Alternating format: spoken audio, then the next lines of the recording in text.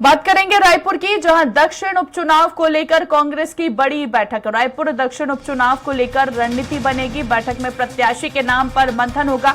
रायपुर के कांग्रेस पार्षद भी इस बैठक में शामिल होंगे। पीसीसी चीफ दीपक बैज ने बड़ी बैठक बुलाई है। रायपुर से खबर आपको बता रहे हैं, दक्षिण उपचुनाव को लेकर कांग्रेस की बड़ी बैठक। प्रत्याशी के नाम तय होने से पहले पीसीसी चीफ ने बड़ी बैठक बुलाई है। रायपुर के कांग्रेस पार्षद भी इस बैठक में शामिल होंगे। रायपुर दक्षिण उपचुनाव को लेकर रणनीति बनती हुई नजर आएगी। दक्षिण उपचुनाव को लेकर कांग्रेस की बैठक जो है वो अब कहीं ना कहीं शुरू हो गई है।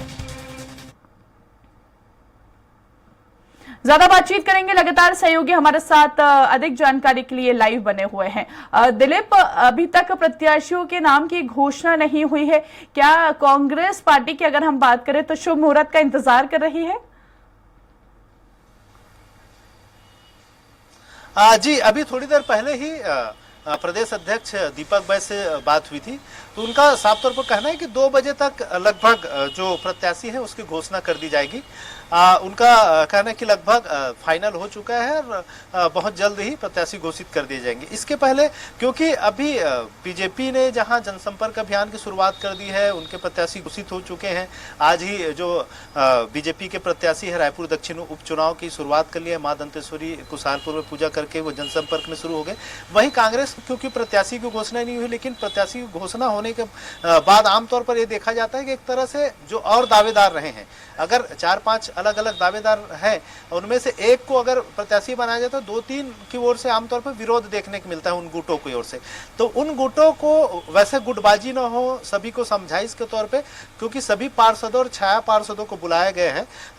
दक्षिण विधानसभा के अंतर्गत आने वाले 20 वार्ड है दक्षिण विधानसभा क्षेत्र में, तो उन सभी 20 वार्ड के जो पार्षद है और छाया पार्षद है, इन सभी को बुलाया गया इस बैठक में और उन्हें सबको ताकीद किया जा रहा है, उन्हें बताया जा रहा है कि किस तरह से उन्हें मैदान में उतरना है और अपने जो कांग्रेस के जो भी प्रत्याशी होगा उनके समर्थन में काम करना है। तो इस तरह से एक तरह से प्रत्याशी घोषित होने के पहले की तैयारी बैठक माना जा सकता है, ताकि किसी तरह का कोई विद्रोह ना हो, किसी तरह का कोई बगावती तेवर न देखने को मिले और जो भी शिकवा शिकायत हो उसे अभी पार्टी फोरम में जो बैठक चल रही है उसमें रखें, ताकि उनका समाधान यहाँ किया जा सके। और प्रत्याशी घोषित होने के बाद किसी तरह को कोई संगठन विरोधी या बगावती तेवर न नजर आए, ये प्रयास किया जा रहा है। और साथ ही साथ एक रणनीति बनाई जा रही है कि बीजेपी ने जिस तरह से धुआंधार प्रचार अभियान की शुरुआत कर दी है, उनके बैठकों का सिलसिला जारी है और उनके जो प्रत्याशी घोषित हो चुके हैं सुनील सोनी, उनकी क्या कमियां खामियां हैं। हालांकि कांग्रेस की ओर से एक तरह से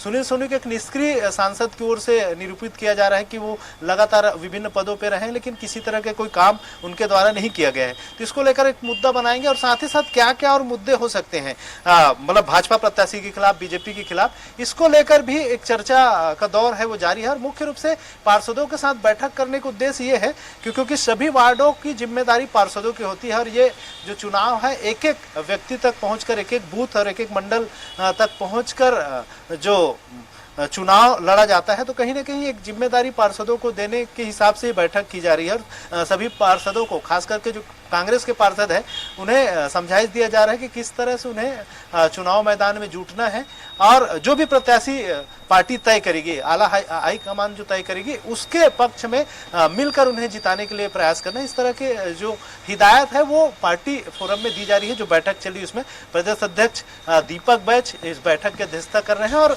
तमाम वरिष्ठ नेता भी इस बैठक में मौजूद है। बिल्कुल दिलीप, कहीं ना कहीं कांग्रेस हर पहलुओं पर ध्यान में रखते हुए निर्णय लेती हुई नजर आएगी। वहीं दूसरी तरफ दिलीप, हम ये भी देख रहे हैं कि बीजेपी लगातार तंज कसती हुई नजर आ रही है कि अभी तक किसी प्रकार की घोषणा यहां पर नहीं की गई है, जबकि बीजेपी ने ऑलरेडी यहां पर कर दी है। और ऐसे में बीजेपी आरोप भी लगा रही है कि कहीं ना कहीं कांग्रेस पार्टी में यूनिटी की कमी नजर आ रही है।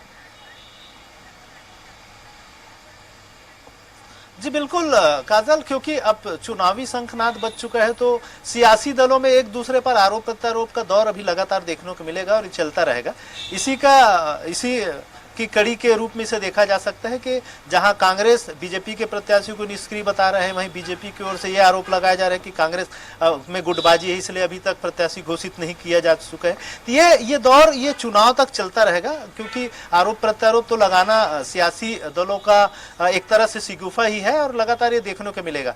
क्योंकि कांग्रेस का ये मानना है कि अगर जल्दी प्रत्याशी घोषित कर दिया जाता है तो जो विरोधी खेमा है, जो जिन गुट को टिकट नहीं मिलता, वो बहुत ज्यादा सक्रिय होते हैं। लेकिन आखिरी समय में, क्योंकि अभी नामांकन की आखिरी तिथि 25 अक्टूबर है, इसलिए कोशिश की जा रही है कि बहुत कम समय बचे, ताकि जो बगावत देखने में मिलता है पार्टी के अंदर, वो बगावती तेवर कम समय दे। क्योंकि अगर नामांकन का समय निकल जाएगा, डेट निकल जाएगा एक प्रत्याशी घोषित करने के बाद, तो उसके बाद फिर तमाम जो विरोध है वो एक तरह से शांत हो जाता है। नामांकन की प्रक्रिया तक की डेट तक के विरोध का जो स्वरूप है वो उबाल पे रहता है। तो कांग्रेस का ये प्रयास रहेगा कि देर से घोषित करने के पीछे ये रीजन है कि अगर जिन प्रत्याशियों को जिनका नाम नहीं, क्योंकि एक ही प्रत्याशी मैदान में उतारना है और दावेदार बहुत सारे हैं, जो जिन दावेदारों के नाम नहीं आते हैं तो वो उनकी बगावती तेवर ज्यादा ना झेलने पड़े, बहुत जल्दी वो शांत हो, इसलिए आखिरी समय में ही घोषित करने के एक तरह से चलन कांग्रेस ने बनाया है। पिछले चुनाव में भी हमने देखे, चाहे लोकसभा को हो चाहे विधानसभा को हो,